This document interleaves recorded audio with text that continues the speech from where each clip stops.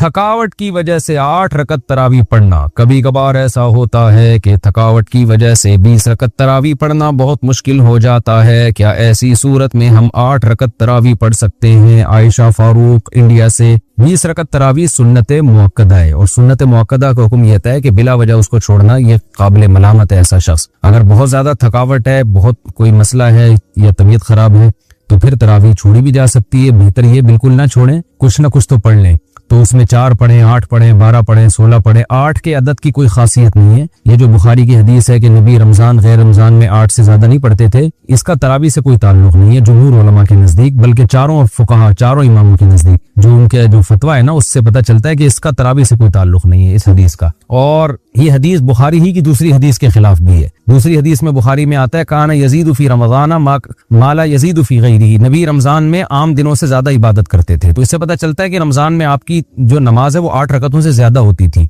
तो बुखारी की एक हदीस को लेते हैं, दूसरी सही हदीस का इनकार कर देते हैं। ये कैसी बात हुई? इसलिए 8 के अदद की कोई खासियत नहीं है तरावी में। हाँ, सुन्नत मुअक्कदा है तो उसमें मुश्किल हो रही है, कोई वाकई थकावट है तो जितनी चाहे पढ़ लें, अल्लाह जितनी तौफीक दे। 8 पढ़ लें, 4 पढ़ लें, 6 पढ़ लें, 12 पढ़ लें। जितनी ज्यादा पढ़ेंगे उतना ज्यादा सवाब मिलेगा। लेकिन नॉर्मली 20 रकत का मामूल बनाना चाहिए। अच्छा, ये 8 रकत में ये भी है कि अगर तरावी आपके लिए खड़े होकर पढ़ना मुश्किल हो रहा है तो बैठ के भी पढ़ी जा सकती है। थकावट ज्यादा है तो बैठ के पढ़ लें आप, तो 20 पूरी कर लें लेकिन बैठ के कर लें, तो ये भी बेहतर है। सना शेख इंडिया से। क्या खवातीन के लिए भी तरावी पढ़ना वाजिब है? ना पढ़ने पर गुनाह होगा? घर में कैसे पढ़े, तरीका भी बताएं। ये पिछले एपिसोड में भी सवाल पूछा था किसी ने। देखें, वाजिब तो तरावी ना मर्दों के लिए है ना खवातीन के लिए। नबी सल्लल्लाहु अलैहि वसल्लम ने 3 दिन तरावी पढ़ के छोड़ी इसलिए थी कि उम्मत पर वाजिब ना हो जाए। लेकिन जितनी ताकीद है तरावी की, खुलफाए राशिदीन ने जो एहतमाम किया, उससे पता चलता है कि तरावी आम सुन्नत नहीं है बल्कि सुन्नत मुअक्कदा है। सुन्नत मुअक्कदा का मतलब ये होता है कि आम सुन्नतों की तरह इसको हल्का ना लिया जाए, इसका मामूल ना बनाया जाए छोड़ने का। कभी तबीयत खराब है या थकावट है या कभी वैसे ही नागा कर दे तो ठीक है, इसमें कोई हरज नहीं, लेकिन पाबंदी करनी चाहिए। आम सुन्नतों जैसा मामला नहीं है सुन्नत मुअक्कदा। जैसे फजर की 2 सुन्नतें सुन्नत मुअक्कदा है ना, तो ज़ुहर से पहले की 4 सुन्नतें सुन्नत मुअक्कदा है, ज़ुहर के बाद की 2 सुन्नतें सुन्नत मुअक्कदा है। तो ये जो सुन्नत मुअक्कदा होती है ये ताकीद वाली होती है, इसको आम सुन्नतों की तरह हल्का नहीं लिया जा सकता। जमात से पढ़ना बहरहाल सुन्नत मुअक्कदा नहीं है, जमात से पढ़ना अफजल है, तो इंफरादी भी पढ़ी जा सकती है। और खवातीन के लिए तो घर में पढ़ना वो मस्जिद में पढ़ने से बहरहाल ज्यादा बेहतर है। तरीका यही है कि अगर आपको कुरान याद है, हिफ्ज है, तो आप 20 रकतें पढ़ लें कुरान की तिलावत के साथ। और अगर आप हाफिजा नहीं है तो जो सूरतें आपको याद है वो पढ़ लें, कुछ भी नहीं तो अलम तरा से पढ़ लें। लेकिन आजकल खवातीन तरावी में बहुत सुस्ती कर रही हैं। रमजान की जीनत है, दिन की जीनत रोजा है और रात की जीनत तरावी है।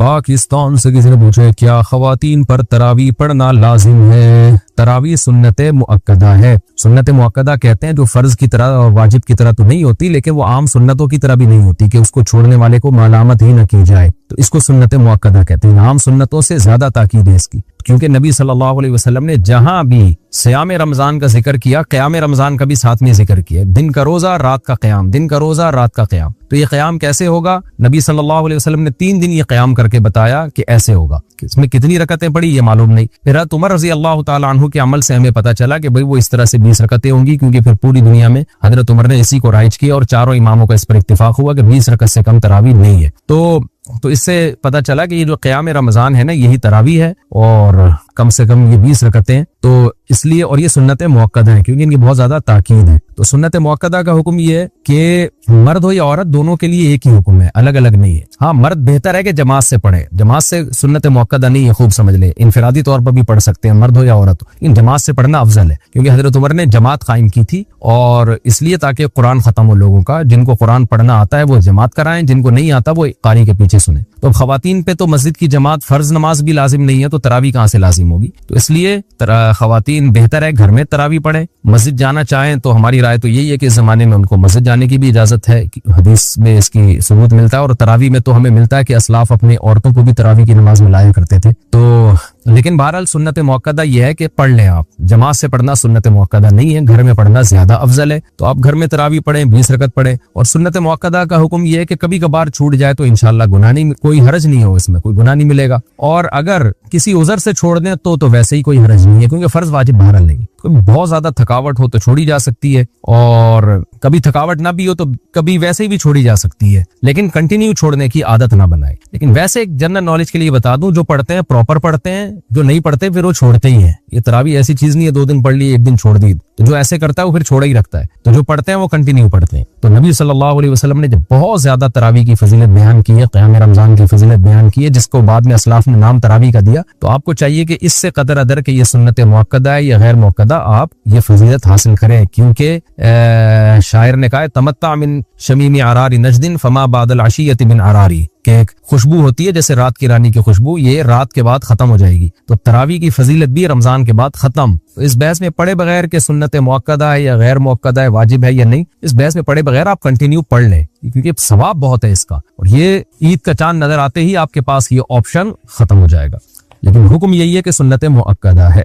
क्या औरत दीगर औरतों को तरावी पढ़ा सकती है? अगर हाँ तो इसका तरीक़ाकार बता दें। नींद अगर पीछे लड़का भी खड़ा हो जाए तो क्या हुक्म होगा? बिनते नसीर लाहौर से। औरत की इमामत में अगर लड़का पीछे खड़ा हो जाए तो उस लड़के की तो बहरहाल नमाज नहीं होगी, क्योंकि मर्द को तो मर्द ही इमामत कर सकता है। लेकिन औरत की इमामत करे तो हमें इस बारे में एक रिवायत हजरत आयशा से मिलती है, लेकिन असलाफ ने ना उस पर अमल किया, ना हमें कोई नबी सल्लल्लाहु अलैहि वसल्लम से उसकी कोई हौसला अफजाई मिली, और ना किसी फकीह ने इस अमल को पसंदीदा अमल करार दिया। यही वजह है कि खुलफाए राशिदीन के दौर में भी ऐसा नहीं हुआ, बाद में भी ऐसा नहीं हुआ, और हमेशा मर्दी इमामत करते रहे हैं। तो इसलिए हजरत आयशा के इस अमल से ये बहरहाल पता चलता है कि अगर कोई औरत ऐसा कर लेगी तो पीछे औरतों की नमाज हो जाएगी। लेकिन ये अमल बहरहाल पसंदीदा है नहीं। दीगर अहादीस को भी अगर हम सामने रख के देखते हैं, कहीं भी ऐसा नहीं मिलता ना कि नबी सल्लल्लाहु अलैहि वसल्लम ने जमात औरतों की करवाई हो इस तरह से कि औरत को हुक्म दिया। मिसाल के तौर पर आप सल्लल्लाहु अलैहि वसल्लम की जमात मस्जिद से निकल जाती थी, तो आप घर में आगे उम्महात को अपने पीछे खड़ा करके खुद नमाज पढ़ाते थे। और ये भी नहीं है कि आप सल्लल्लाहु अलैहि वसल्लम ने खवातीन को जब हुक्म दिया ना कि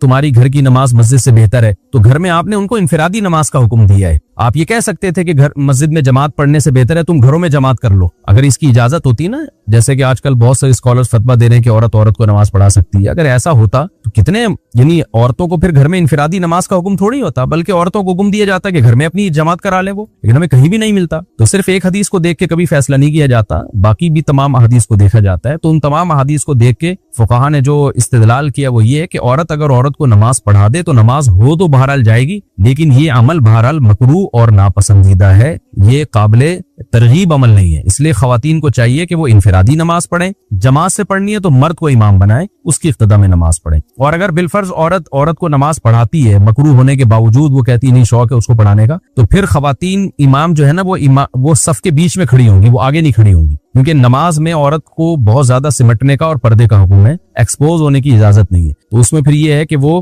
खवातीन, जैसे हज़रत आयशा के बारे में यही है ना कि खवातीन के बीच में हो, बीच में थी वो, तो फिर आगे जाने के बजाय जहां सफ है उसी के बीच में वो औरत खड़ी होकर नमाज पढ़ाएगी। सऊदी अरब में आज अगर 10 रकत तरावी शुरू हो रही है तो बाज लोग दलील के तौर पे पेश करते हैं, वो देखो सऊदी अरब में भी 10 शुरू हो गई, इसका मतलब 20 रकत सुन्नत नहीं है। भाई मक्का और मदीना में हजरत उमर रजी अल्लाह तआला अन्हु की खिलाफत राशिदा में जब से 20 रकत तरावी शुरू हुई है, पूरे आलम इस्लाम में शुरू में ऐसा हुआ कहीं 16 कहीं 40 भी हुई है, और इससे कम तो हमें मिलती नहीं है। मुवत्ता की एक रिवायत में है कि 13, एक में आता है 8 और एक में आता है 20। 13 और 8 वाली को उलमा ने मुस्तरब कह के रद्द किया है, तभी इमाम मालिक ने खुद इन रिवायतों को नहीं लिया। और वैसे भी हजरत उमर ने अगर 13 या 8 शुरू की होती तो पूरे आलम इस्लाम में उस वक्त कहीं तो 8 या 12 या 13 हो रही होती ना, कोई एक रिवायत तो मिलती, एक भी नहीं मिलती। कम से कम 16 की, फिर 16 से 20, ज्यादातर 20, फिर 20 से भी ज्यादा मिलती हैं। तो चारों आइम्मा किराम ने जब तहकीक किया आज से हजारों साल पहले, तो उनकी राय हजरत उमर के अमल की वजह से ये कायम हुई कि इसमें सुन्नत अमल कितना है,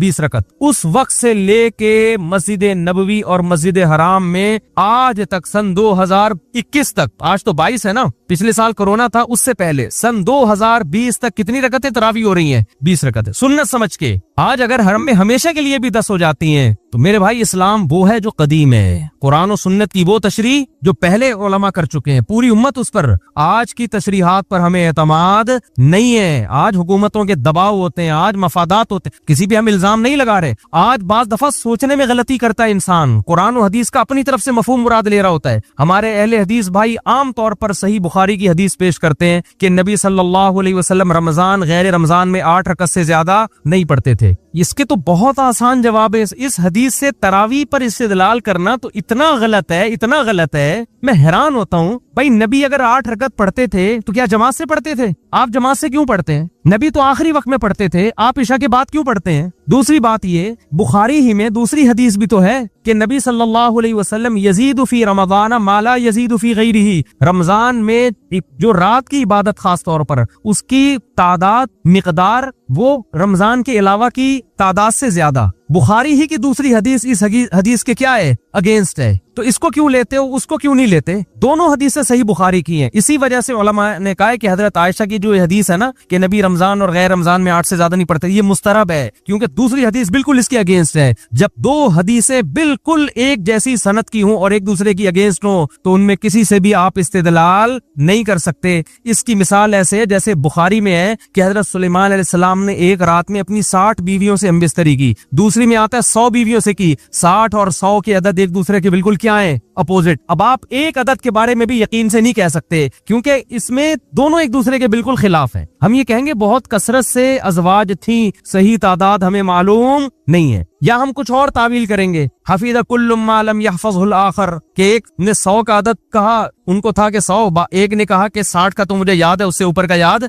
नहीं है। लेकिन तरजीह इसमें जो ज्यादा बयान कर रहा है ना उसको दी जाएगी, इसलिए कि जो कम बयान कर रहा है वो ये सोच के बयान कर रहा है कि इससे ज्यादा का मुझे इल्म नहीं है। तो यहाँ हजरत आयशा जो 8 रकत वाली हदीस बयान करती हैं और फिर नबी से ही मनकूल है बुखारी में ही कि रमजान में तादाद मिकदार ज्यादा होती थी, इससे पता चलता है ये 8 से ज्यादा। ये तो अगर हम बुखारी की इस हदीस को तरावी पे फिट कर लें तो मैं बयान कर रहा हूँ, तो भी 8 रकतें साबित नहीं होती, बल्कि बुखारी ही में इसके अगेंस्ट दूसरी हदीस मौजूद है। लेकिन हकीकत ये है कि इसका तरावी की नमाज से कोई ताल्लुक नहीं है, कोई ताल्लुक नहीं है इसका तरावी की नमाज। तरावी की नमाज का जिस हदीस से ताल्लुक है ना वो बुखारी की हदीस है जिसमें हजरत आयशा फरमाती है नबी सल्लल्लाहु अलैहि वसल्लम मस्जिद नबी में निकले और आपने 3 दिन नमाज पढ़ाई, बहुत बड़ी तादाद थी। उसके बारे में वो कितनी रकतें थी उसके बारे में हमारे पास कोई सही हदीस वाज़े मौजूद नहीं है। एक ज़ईफ हदीस है कि 20 रकतें थी। उलमा ने कहा कि ज़ईफ हदीस अगर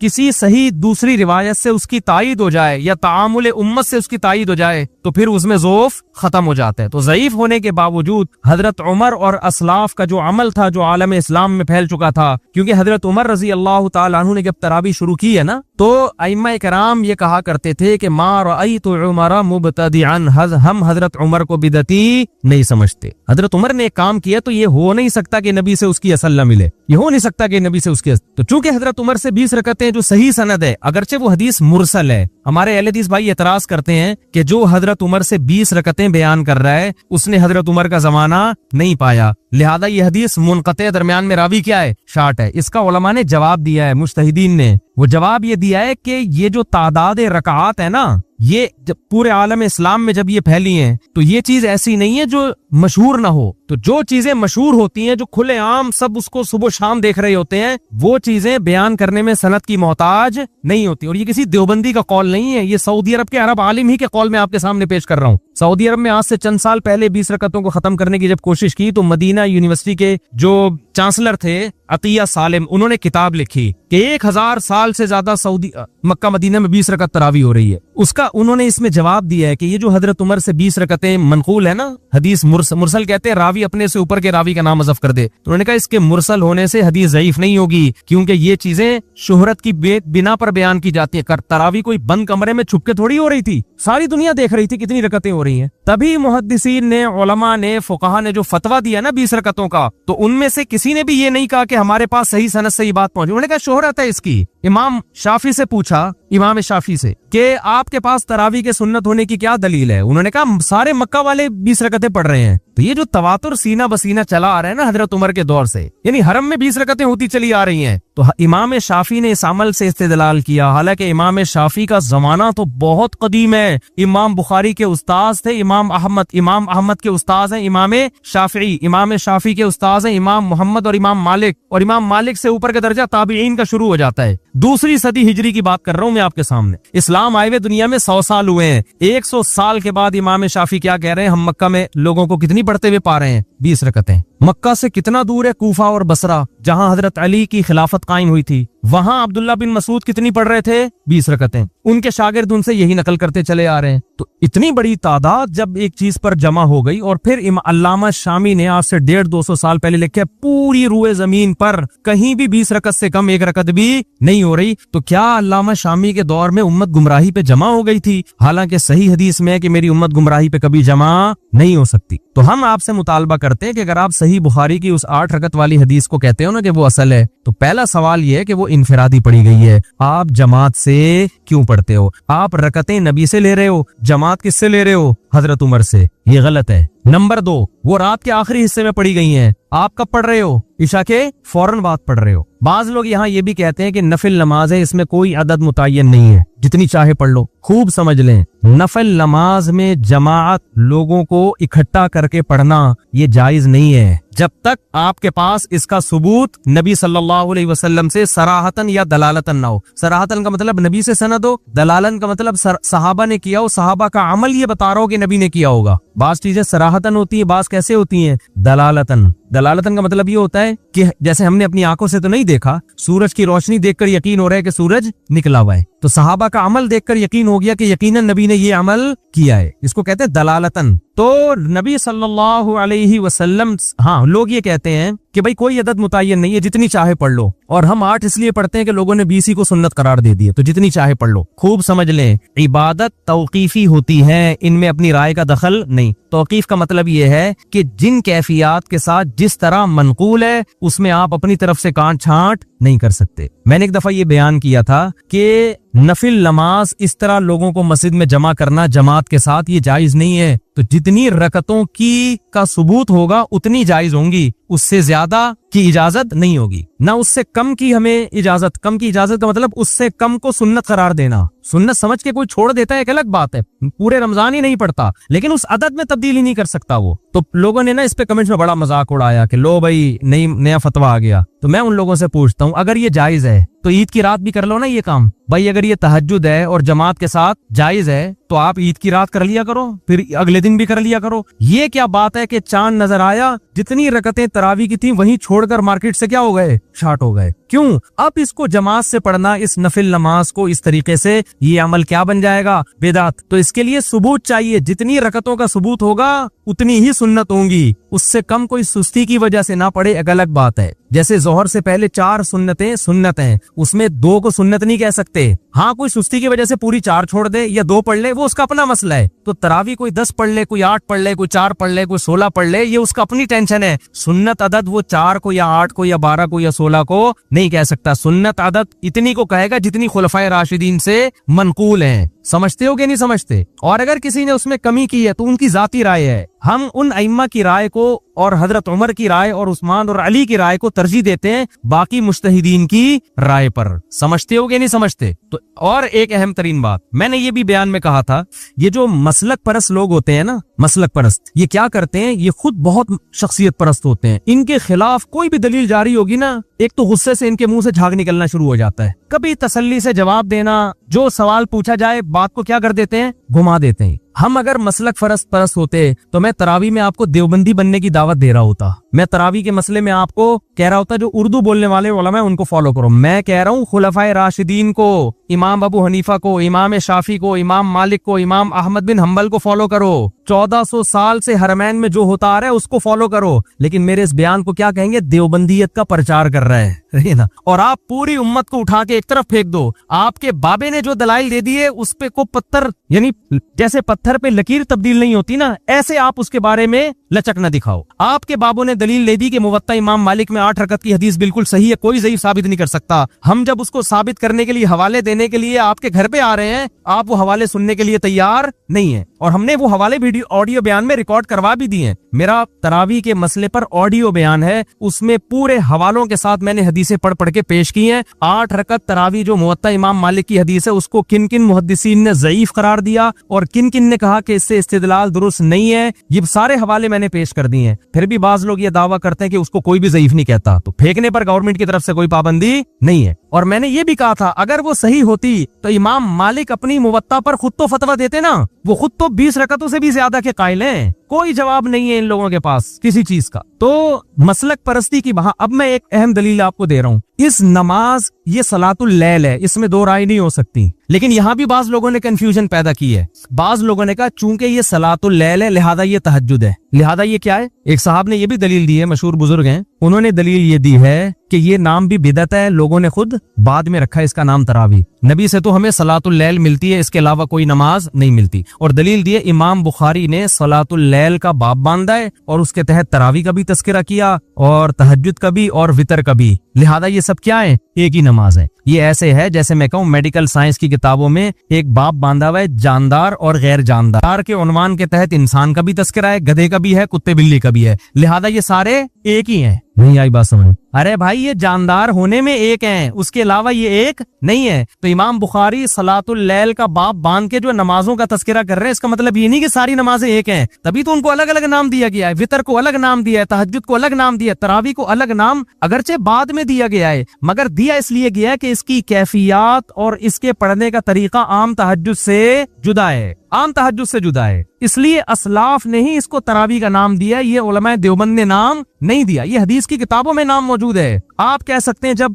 नबी ने नाम नहीं दिया तो हम नाम क्यों दें इसको अलग से? हम इसलिए नाम देंगे कि असलाफ ने जब हमारी आसानी के लिए एक नाम दे दिया तो हमें भी उसमें आसानी है, तो गवर्नमेंट ने नाम देने पर कोई पाबंदी नहीं लगाई ना अल्लाह ने। और बहुत सारी हमें मिसालें मिलती हैं कि नबी ने नाम नहीं दिया मगर बाद में फुकहा ने नाम दिया और हमने भी उसको नाम दे दिया। फजर से पहले की 2 सुन्नतें, उसको सुन्नत मुअक्कदा कहा जाता है कि नहीं कहा जाता? कोई हदीस दिखा दो कि नबी ने उसको 2 सुन्नत मुअक्कदा कहा हो। बल्कि नबी की जो हदीसों में मिलता है रकअतल फजरी, फजर की 2 रकतें। अब कोई आपसे पूछे मैं आप क्या कर रहे हो, मैं फजर की 2 रकतें पढ़ रहा हूँ, तो अगला समझेगा फर्ज पढ़ रहा है शायद। आपके नहीं मैं क्या कर रहा हूँ, सुन्नत। आपको वो नाम दो जो हदीस में है, इसको फजर की 2 रकतें बोलो, सुन्नतें ना बोलो। भाई कंफ्यूजन हो रही है कि 2 रकत से फर्ज मुराद है या सुन्नत, तो हमने उसको अलग। ये सुन्नत का लफ्ज भी हदीस में नहीं है। हदीस में जो सुन्नत का लफ्ज है वो किसी और माना में है। हदीस में तो सुन्नत तरीके को बोलते हैं, वो फर्ज भी हो सकता है, वाजिब भी हो सकता है। ये तो बाद में उम्मत ने फर्क किया, ये सुन्नत है और ये क्या है, फर्ज है। नफिल का जो हमने नाम दिया नफिल, ये तो सब असलाफ ने नाम दिया है। नबी के दौर में हमें ये इस्तिलाहात नहीं मिलती, फर्ज, सुन्नत, नफिल। कुरान कह रहा है वो मिनल लैली फतहज्जद बिही नाफिलतन लक, रात में आप तहज्जुद पढ़ें आपके लिए नफिल है। तो यहाँ नफिल से मुराद वो नफिल नहीं है, नाफिल ना इजाफी चीज है। इसी आयत से उलमा ने इस्तिदलाल किया है कि तहज्जुद नबी पे फर्ज है, हालांकि कुरान क्या कह रहा है, नफिल है। तो यहाँ नफिल वो वाला नफिल नहीं है जिसको हम नफिल कहते हैं। तो बहुत सारी टर्म्स ऐसी हैं जो बाद में फुकहा ने ईजाद की हैं और उनको अहले हदीस भी मानते हैं, सारे मानते हैं उन टर्म्स को, इसलिए कि उन टर्म्स की वजह से एक इबादत को दूसरी इबादत से फर्क करना क्या हो गया है, आसान हो गया। तो खूब समझ लो, जब असलाफ ने देखा कि ये वो नमाज है जो सिर्फ रमजान में पढ़ी जाती है, एक इमाम के पीछे पढ़ी जाती है, इसकी मखसूस रकतें हैं, उन तादाद में पढ़ी जाती है, चांद नजर आते ही ये नमाज पूरे साल के लिए गायब हो जाती है, तो इसलिए असलाफ ने इसको नाम क्या दे दिया, तरावी का। तो ये ना मैंने दिया, ना उलमाए देवबंद ने दिया, ना अहमद रजा खान बरेलवी साहब ने दिया, ना किसी और ने दिया, नहीं इलियास कादरी साहब ने दिया, ना किसी और ने। किसने नाम दिया है, असलाफ ने। और आज से नहीं, सदियों पहले। तभी बैहकी की रिवायत मैंने अपनी उस ऑडियो बयान में ना पूरे हवाले पेश किए हैं, उसमें मैंने वो रिवायत भी पढ़ी है कि असलाफ ने इसको नाम दिया था तरावी का। अब आखिरी बात करके बस मैं मौजू की तरफ आता हूँ। तरावीह का नाम दिया इसको। अगर ये 8 रकतें या 12 होती ना तो असलाफ इसको तरावी की नमाज कहते ही नहीं। क्यों? बैहकी की रिवायत है। आप कह सकते हैं ना हवाले पेश करो, तो मेरा ऑडियो बयान पूरा सुन लें, वो शेयर करें ज्यादा से ज्यादा, क्योंकि मैंने वो 6-7 साल पहले बयान किया था, तो इसलिए ऑडियो था, उस वक्त वीडियो की हमारे पास सहूलत भी नहीं थी और लोग मानूस भी नहीं थे वीडियो से। तो पूरे हवाले हैं उसमें। तो उसमें असलाफ ने इस नमाज को क्या नाम दिया, तरावी। क्यों? उसकी वजह भी लिखी हुई है, इसलिए कि वो हर 4 रकत के बाद थोड़ी देर आराम करते थे, थोड़ी देर वक्फा लेते थे, फिर 4 पढ़ते थे। अब कतई नजर इससे कि वो वक्फा सुन्नत है या नहीं, ये एक अलग बहस है, हमें उस पर इसरार नहीं है कि आप उसको सुन्नत कहें, लेकिन इस नाम से पता चलता है कि 4 रकतों को एक तरवीहा कहा गया था। अरबी में दो के लिए अलग सीगा होता है और जमा के लिए बोलो अलग सीगा। तो 4 रकतों को जब तरवीहतुन कहा गया तो 8 रकतों को तरवीहतैन कहा जाएगा, तरावीह बोलो नहीं कहा जाएगा। इससे पता चलता है कि असलाफ के दौर में कोई एक मस्जिद भी ऐसी नहीं थी जहां 8 या 10 रकत, क्योंकि 10 रकतों को भी तरावी नहीं कह सकते, कोई एक मस्जिद भी रूए जमीन पे ऐसी नहीं थी, वरना वो इसको ये नाम ना देते। तो तरावी ये जमा अक्सा है। जमा अक्सा का मतलब इसमें 4-4 रकतें मुतादिद बार आई हैं, तभी उसको तरावी कह रहे हैं। देखो, मस्जिद एक मस्जिद, मस्जिदैन 2 मस्जिद, मसाजिद बहुत सारी मस्जिदें, अब समझे मसाजिद। तो इसी तरह तरवीहा 4 रकतें, तरवीहतैन 4-4 2 दफा 8 हो गई। तरावी का मतलब 4 का आदत मुतादिद बार आ रहा है। तो ये लफ्ज जो असलाफ ने दिया, मैंने और आपने नहीं दिया, ये नाम बता रहे कि उस दौर में 8 रकतों या 10 रकतों का कोई तस्वुर नहीं था, वरना ये नाम उसमें फिट ही नहीं आता। तो अब जो मर्जी करते रहे, सऊदी हुकूमत करती रहे या आजकल जो भी फतवा देता रहे, उनकी अपनी तहकीक है, हम किसी पे इल्जामात नहीं लगा रहे, लेकिन हमने वो फॉलो करना है जो वो इस्लाम जो 1200-1300 साल पहले बर्रे सगीर में आया, वो इस्लाम जो इमाम शाफी के दौर में मक्का और मदीना में था, समझ रहे हैं, वो इस्लाम जो हजरत उमर के दौर में मिस्र में आया, उसमें 3 तलाकें 3 थी, उसमें तरावी की कितनी रकतें थी? 20 थी। तो आज जो तहकीकात के नाम पे हो रहा है, तो भाई, और उसी वक्त पूरी उम्मत, इमाम बुखारी ने रिवायत पेश की है, एक खातून का हवाला दिया है ताबिइया से कि जो मर्दों की तरह नमाज पढ़ती थी। इसका मतलब उनके अलावा जितनी भी थी वो नमाज कैसे पढ़ती थी? औरतों की तरह। वही नमाज मिस्र में भी गई है, वही हिंदुस्तान में भी गई है, वही अरब में भी गई है। इसी वजह से अरब ने फॉलो किया इमाम अहमद बिन हम्बल को। इमाम अहमद उनके शागिर्दों का फतवा, औरत सिमट के नमाज पढ़े। इमाम शाफी को फॉलो किया मलेशिया इंडोनेशिया ने। मलेशिया इंडोनेशिया वाले, उनका जितने कदीम उलमा है, आज का मलेशिया नहीं, आज का इंडोनेशिया नहीं, सदियों से जो मलेशिया में इस्लाम आ रहा है, और फिक़ह शाफी की किताबों में जो लिखा हुआ है, औरत मर्दों की तरह नहीं बल्कि सिमट के नमाज पढ़ेगी। अरब में भी सिमट के नमाज पढ़ा करती थी, आज से 100 साल पहले का सऊदिया उठा के देख लो। मिस्र में भी जहां शाफी फिक़ह ज्यादा राइज हुआ, सिमट के नमाज पढ़ती थी। मालिकी मजहब जो अफ्रीका की तरफ गया है, इमाम मालिक का भी फतवा है, औरत कैसे नमाज पढ़ेगी? सिमट के। और फिक़ह हनफी जहां इस्लाम दूसरी सदी हिजरी में बर्रे सगीर में आया, वहां भी सारी आप 100-150 साल पहले, यहां तक के अहले हदीस भी देख लोगे ना, 150 साल पहले उनके फतवों में भी लिखा हुआ है कि औरत सिमट के नमाज पढ़ेगी। अब अगर पूरी दुनिया में वो नमाज चेंज हो गई है भाई, अब अगर, तो बेशक आप उस पे कुरान और हदीस का कितना अच्छा लेवल लगा लो, हम उस चेंज शुदा नमाज को कबूल करने के लिए तैयार नहीं है, क्योंकि अब बहुत कुछ चेंज हो रहा है। दज्जाल आने से पहले पता नहीं क्या क्या चेंज हो जाएगा। अब तो फतवे आएंगे, अब तो, और कुछ दिनों में आप देखना, मेरी पेशगोई है, चंद सालों में, शायद मेरे मरने के बाद, तरावी की नमाज ही गायब कर दी जाएगी। वजह उसकी है कि गामदी साहब बड़ी मजबूत दलील लेते अपने हिसाब से कि नबी ने 3 दिन पढ़ के जो नमाज छोड़ दी है, आप उसको पढ़ क्यों रहे हो? आई बात समझ में? जो नमाज नबी ने 3 दिन पढ़ के छोड़ दी, आप उसको पढ़ क्यों रहे हो? तो हम क्यों पढ़ रहे हैं भाई? हजरत उमर ने पढ़ाई है वो, तो हजरत उमर बिदअती बोलो नहीं हो सकते। तो दीन में कुरान और सुन्नत के साथ सहाबा और असलाफ को मर्ज करना पड़ेगा। अगर आपने सिर्फ कुरान की बात की तो भी गुमराह, सिर्फ कुरान और हदीस की बात की तो भी गुमराह। कुरान, हदीस और असलाफ उसके साथ मिलाने पड़ेंगे। और असलाफ का मतलब सलफी नाम रख लेना काफी नहीं है, असलाफ के फतवों को फॉलो करना पड़ेगा। आज जितने सलफी मैंने देखे 3 तलाक को एक कहते हैं। कुरान मेरे हाथ में, अल्लाह की कसम उठा के कहता हूँ, असलाफ से एक ज़ईफ सनद से दिखा दो, वाजे हो कि रुखसती के बाद 3 तलाकों को किसी ने वाजे लफ्जों में एक करार दिया। असलाफ से एक रिवायत दिखा दो, मैं मान लूंगा। नाम हमारा सलफी नहीं है, लेकिन हम 3 तलाक को जब 3 कहते हैं तो सारे असलाफ हमारे साथ हैं। जब हम 20 रकतों को 20 कहते हैं, आपको 99% असलाफ हमारे साथ में नजर आएंगे। नामों में कुछ नहीं रखा, ना देवबंदी नाम ना बरेलवी नाम। आपने ये नहीं देखना कि देवबंदी क्या कह रहा है, बरेलवी क्या कह रहा है। आपने देखना है कि कुरान और सुन्नत की वो तशरीह जो सहाबा और ताबीईन ने की है,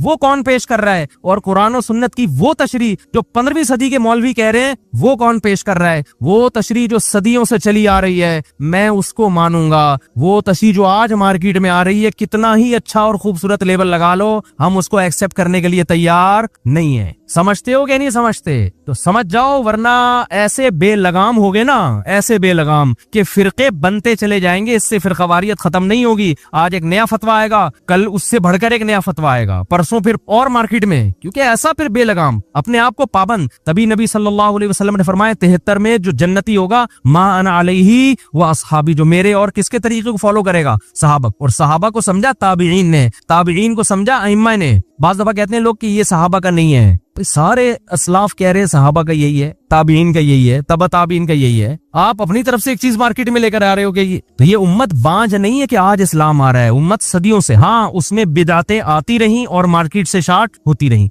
बिदत एक ऐसी चीज है जो कभी उम्मत में पनप नहीं पाई है। ऐसी कोई बिदत नहीं है जो 1400 साल से चली आ रही हो। ऐसी हजारों सुन्नतें जो 1400 साल से चली आ रही थी और आज उसको क्या किया जा रहा है, चेंज। बिदत कभी टिकती नहीं है। आप बिदतियों को देखो, उनके भी रस्म रिवाज चेंज होते हैं। तो सुन्नत मुअक्कदा का हुक्म ये है कि मर्द हो या औरत, दोनों के लिए एक ही हुक्म है, अलग अलग नहीं है। हाँ, मर्द बेहतर है कि जमात से पढ़े, जमात से सुन्नत मुअक्कदा नहीं है, खूब समझ ले। इनफरादी तौर पर भी पढ़ सकते हैं, मर्द हो या औरत हो, लेकिन जमात से पढ़ना अफजल है, क्योंकि हजरत उमर ने जमात कायम की थी, और इसलिए ताकि कुरान खत्म हो लोगों का। जिनको कुरान पढ़ना आता है वो जमात कराएं, जिनको नहीं आता वो कारी के पीछे सुने। तो खवातीन पे तो मस्जिद की जमात, फर्ज नमाज भी लाजिम नहीं है, तो तरावी कहाँ से लाजिम होगी। तो इसलिए खवातीन बेहतर है घर में तरावी पढ़े। मस्जिद जाना चाहें तो हमारी राय तो यही है कि इस जमाने में उनको मस्जिद जाने की भी इजाजत है, हदीस में इसकी सबूत मिलता है। और तरावी में तो हमें मिलता है कि असलाफ अपने औरतों को भी तरावी की नमाज में लाया करते थे। तो लेकिन बहरहाल सुन्नत मुअक्कदा यह है कि पढ़ लें आप। जमात से पढ़ना सुन्नत मुअक्कदा नहीं है, घर में पढ़ना ज्यादा अफजल है। तो आप घर में तरावी पढ़ें, 20 रकत पढ़ें। और सुन्नत मुअक्कदा का हुक्म यह है कि कभी कभार छूट जाए तो इंशाअल्लाह गुनाह नहीं, कोई हरज नहीं है, इसमें कोई गुनाह नहीं मिलेगा। और अगर किसी उज़र से छोड़ दें तो वैसे ही कोई हरज नहीं है, क्योंकि फर्ज वाजिब बहरहाल नहीं। कभी बहुत ज्यादा थकावट हो तो छोड़ी जा सकती है, और कभी थकावट ना भी हो तो कभी वैसे ही भी छोड़ी जा सकती है, लेकिन कंटिन्यू छोड़ने की आदत ना बनाए। लेकिन वैसे एक जनरल नॉलेज के लिए बता दूं, जो पढ़ते हैं प्रॉपर पढ़ते हैं, जो नहीं पढ़ते फिर वो छोड़ते ही हैं। ये तरावी ऐसी चीज नहीं है 2 दिन पढ़ ली 1 दिन छोड़ दी। तो जो ऐसे करता है वो फिर छोड़ा ही रखता है। तो जो पढ़ते हैं वो कंटिन्यू पढ़ते हैं। तो नबी सल्लल्लाहु अलैहि वसल्लम ने जब बहुत ज्यादा तरावी की फजीलत बयान की है, क़याम रमजान की फजीलत बयान की है, जिसको बाद में असलाफ ने नाम तरावी का दिया, तो आपको चाहिए कि इससे कदर अदर के ये सुन्नत मुअक्कदा है या गैर मुअक्कदा, आप ये फजीलत हासिल करें। क्योंकि शायर ने कहा तमत्ता मिन शमीम आरारी नजदिन फमा बादल अशियति मिन आरारी, कि एक खुशबू होती है जैसे रात की रानी की खुशबू, ये रात के बाद खत्म हो जाएगी। तो तरावी की फजीलत भी रमजान के बाद खत्म। तो इस बहस में पढ़े बगैर के सुन्नत मुअक्कदा है या गैर मुअक्कदा है, वाजिब है या नहीं, इस बहस में पढ़े बगैर आप कंटिन्यू पढ़ लें, क्योंकि सवाब बहुत है इसका। और ये ईद का चांद नजर आते ही आपके पास ये ऑप्शन खत्म हो जाएगा। लेकिन हुक्म यही है कि सुन्नत मुअक्कदा है। क्या औरत दीगर औरतों को तरावी पढ़ा सकती है? अगर हाँ तो इसका तरीक़ाकार बता दें। नहीं, अगर पीछे लड़का भी खड़ा हो जाए तो क्या हुक्म होगा? बिन्त नसीर लाहौर से। औरत की इमामत में अगर लड़का पीछे खड़ा हो जाए तो उस लड़के की तो बहरहाल नमाज नहीं होगी, क्योंकि मर्द को तो मर्द ही इमामत कर सकता है।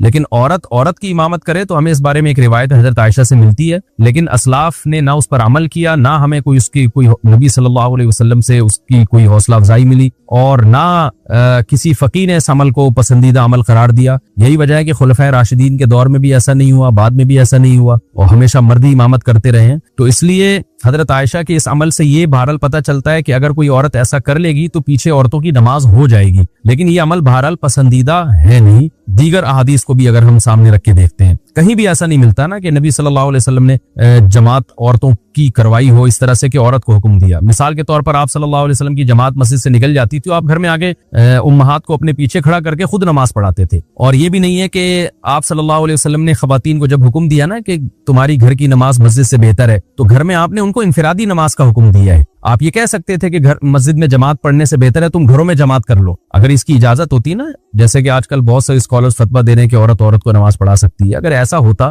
तो कितने, यानी औरतों को फिर घर में इनफरादी नमाज का हुक्म थोड़ी होता, बल्कि औरतों को हुक्म दिया जाता कि घर में अपनी जमात करा ले वो। लेकिन हमें कहीं भी नहीं मिलता। तो सिर्फ एक हदीस को देख के कभी फैसला नहीं किया जाता, बाकी भी तमाम हदीस को देखा जाता है। तो उन तमाम हदीस को देख के फुकाहा ने जो इस्तेदलाल किया वो ये है कि औरत अगर औरत को नमाज पढ़ा दे तो नमाज हो तो बहरहाल जाएगी, लेकिन ये अमल बहरहाल मकरूह और नापसंदीदा है। ये काबिले तरगीब अमल नहीं है। इसलिए खवातीन को चाहिए कि वो इनफिरादी नमाज पढ़ें, जमात से पढ़नी है तो मर्द को इमाम बनाए, उसकी इक्तदा में नमाज पढ़ें। और अगर बिलफर्ज औरत को नमाज पढ़ाती है, मकरू होने के बावजूद वो कहती नहीं शौक है उसको पढ़ाने का, तो फिर खवातीन इमाम जो है ना वो सफ के बीच में खड़ी होंगी, वो आगे नहीं खड़ी होंगी, क्योंकि नमाज में औरत को बहुत ज्यादा सिमटने का और पर्दे का हुक्म है, एक्सपोज होने की इजाजत नहीं है। तो उसमें फिर ये है कि वो खवातीन, जैसे हज़रत आयशा के बारे में यही है ना कि खवातीन के बीच में थी वो, तो फिर आगे जाने के बजाय जहां सफ है उसी के बीच में वो औरत खड़ी होकर नमाज पढ़ाएगी।